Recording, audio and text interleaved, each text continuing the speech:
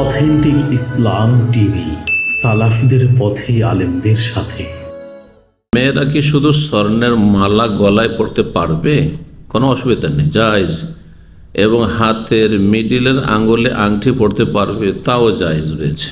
জি, স্বর্ণের আংটি এটা নিয়ে কি শরীয়তে কোনো বিধান রয়েছে? পুরুষদের জন্য জায়েজ নাই, কিন্তু মহিলার জন্য জায়েজ। মহিলাদেরকে আল্লাহ রাব্বুল আলামিন সাজ সজ্জার সুযোগ দিয়েছেন স্বর্ণের মাধ্যমে, চাঁদের মাধ্যমে। জি, তারা অলংকার ব্যবহার করবে।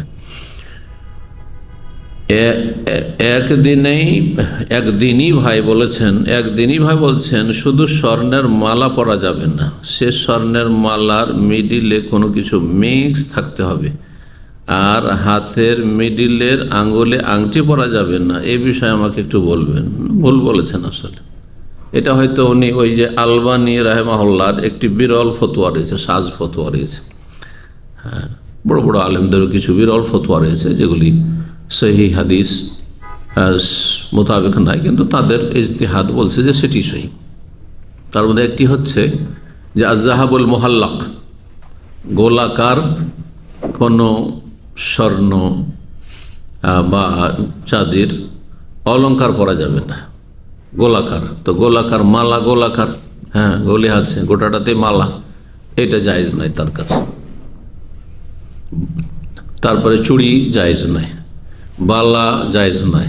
হ্যাঁ, এইরকমই যদি পায়ের গোলাকার কোনো অলংকার থাকে, এগুলি একসঙ্গে ব্যবহার হয়তো খুব বেশি, জায়েজ নাই। এক কথায় গোলাকার অলংকার জায়েজ না। এমনকি এই যে ঘড়ির চেন যদি গোলাকার থাকে, সব দিক থেকে লাগানো থাকে, জায়েজ না। এই জন্য আলবানী রাহমাহুল্লাহর যারা অন্ধ মুকাল্লিদ এই ফতোয়াতেও, তো অথচ তার ইজতিহাদেরটি ভুল, তো তারা বেল্টওয়ালা ঘড়ি পরেন। হ্যাঁ, কিন্তু বা এটা খোলা গোলাকার এরকম পরেন না, চেন পরা তাদের কাছে এভাবে জায়েজ না। তো সেখান থেকে হয়তো এই ভাই বলেছে। আর আংটির ব্যাপারে হাতের আঙ্গুলে যে কোটাতে পরা যেতে পারে, অসুবিধা নেই। আল্লাহু তাআলা আলাম। জি।